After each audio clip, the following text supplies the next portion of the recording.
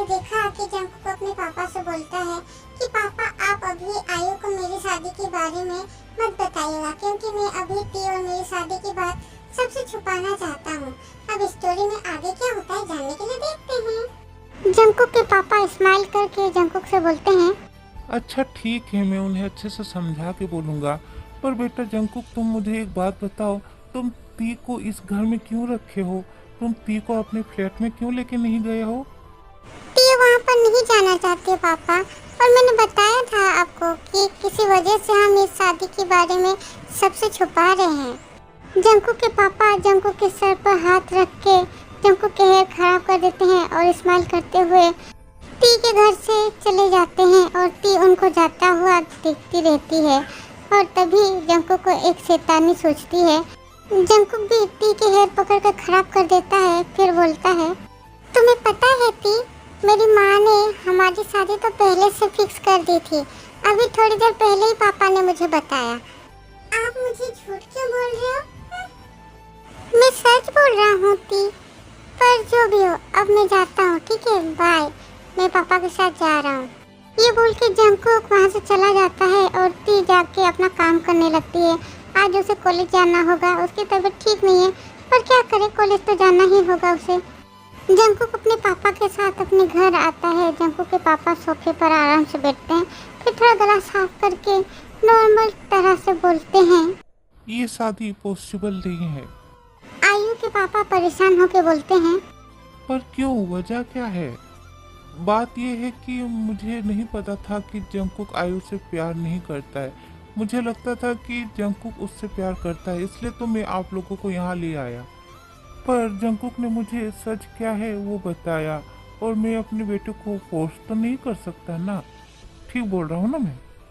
आयु के पापा आयु को गुस्से से देखते हैं और बोलते हैं, जंकुक तुमसे प्यार नहीं करता है, ये बात तुम्हें पता नहीं थी क्या आयु? पापा मुझे लगता था कि जंकुक मुझसे मजाक में बोल रहा है कि वो मुझसे प्यार नहीं करता है। लव को लेके कोई मजाक क्यों करेगा? बेकार में फालतू फालतू मेरा टाइम वेस्ट कर दिया तुमने। अब यहाँ रह के और क्या करना है? ओके तो मिस्टर RM, अब हम यहाँ से जाते हैं।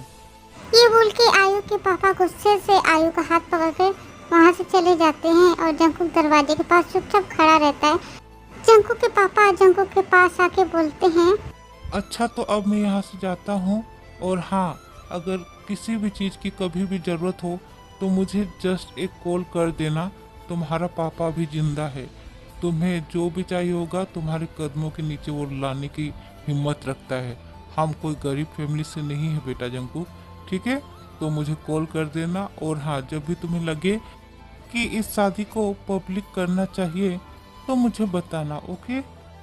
मैं तुम दोनों की शादी बहुत ज़्यादा धूमधाम से कराऊंगा, और अपनी एकलौती बहू को मान सम्मान के साथ अपने घर ले आऊंगा, ठीक है बेटा?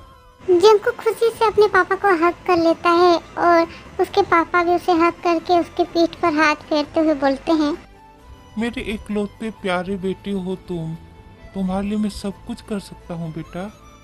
टी कॉलेज जाने के लिए निकल गई है। बहुत ज़्यादा बाहर धूप है, इसलिए वो धीरे धीरे चल के जा रही है। उसकी तबीयत भी ठीक नहीं है, बॉडी में बहुत ज़्यादा कमजोरी फील हो रही है, और सर भी घूम रहा है, इसलिए वो धीरे धीरे जा रही है।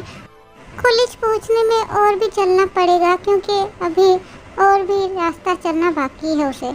अचानक से जंकुक अपना बाइक लाके टी के सामने रोकता है, और टी को गुस्से से देखते हुए बोलता है, तुम्हारी हिम्मत तो कम नहीं है, तुम्हारी तबीयत ठीक नहीं है, फिर भी तुम कॉलेज जा रही हो, वो भी चल चल के। तुम्हारे सारे हेयर पकड़ के मैं खींच लूंगा और तुम्हें टकली कर दूंगा, एक भी हेयर बाकी नहीं रहेगा तुम्हारे सर पे।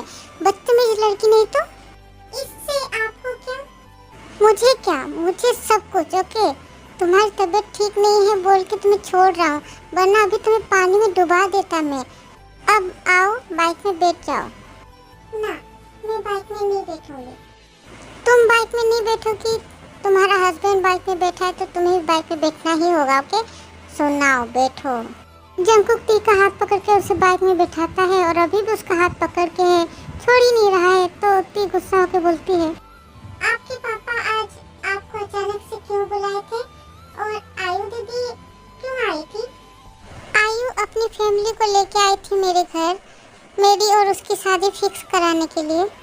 क्या? हाँ, पर अब सब कुछ ठीक है, पापा ने उन्हें बहुत अच्छे से समझा दिया है।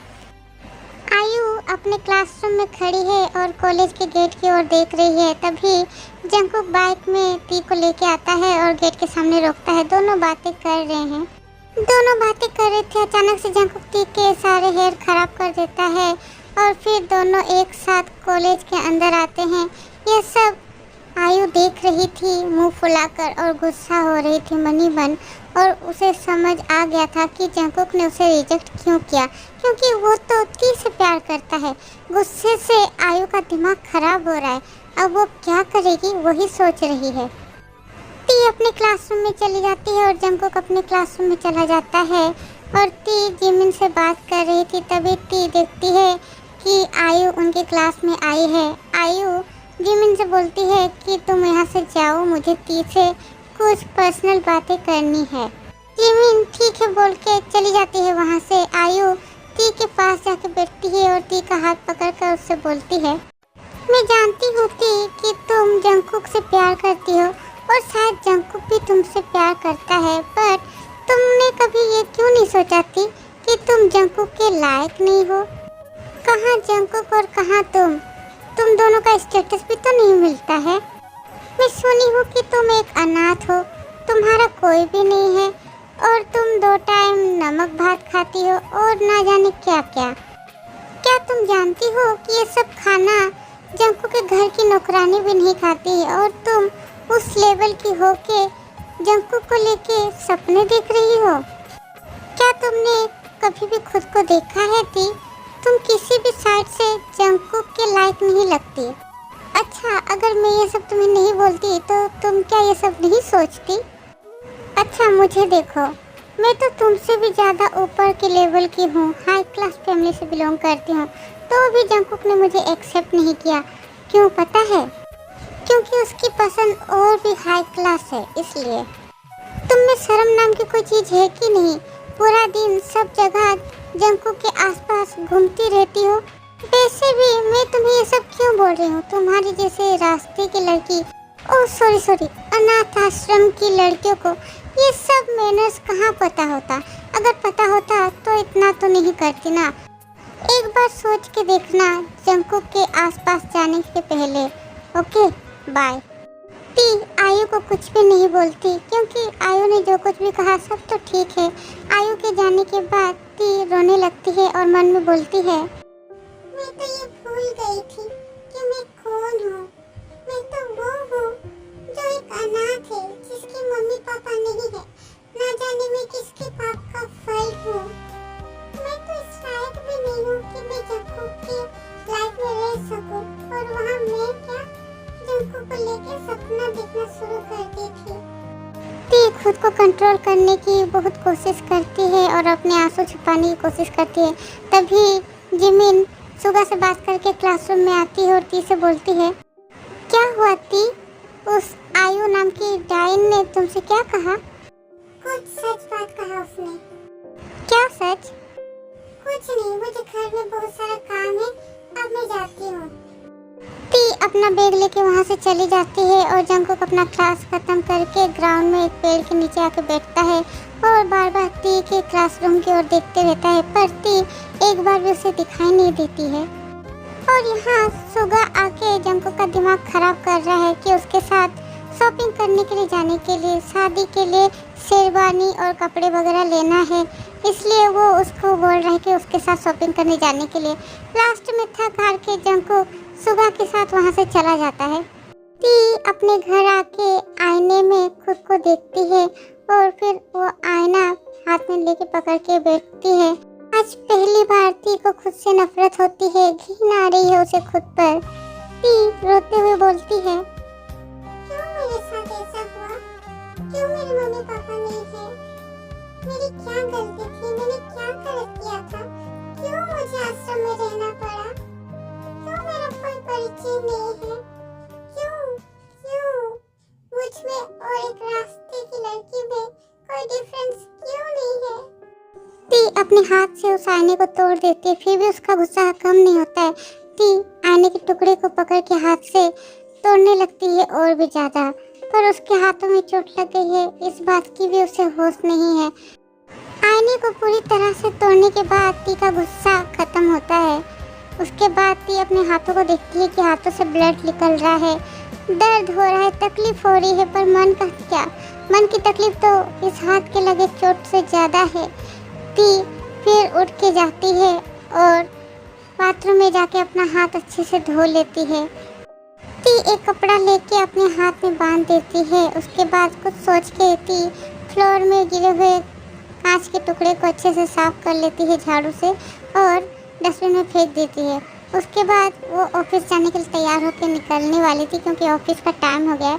तभी वो अचानक से अपने हाथ को देख के सोचने लगती है कि हाथ में कपड़ा देख के जंकुक समझ गया तो सब कुछ उलट पुलट कर देगा, गुस्से से वो पागल हो जाएगा। अगर हाथ में कपड़ा नहीं रहेगा बंधा हुआ तो जंकुक कुछ भी समझ में नहीं आएगा। क्यों जो मैं गुस्से में आके ये सब करी, अभी ये सब छुपाने के लिए मुझे बहुत कुछ सोचना पड़ रहा है। ती अपने हाथ में लगे कपड़े को खोल के फेंक देती है, फिर अपने हाथ को देखती है। ऐसा कोई जगह खाली नहीं था जहाँ उसे चोट लगी हो और उसका निशान ना हो।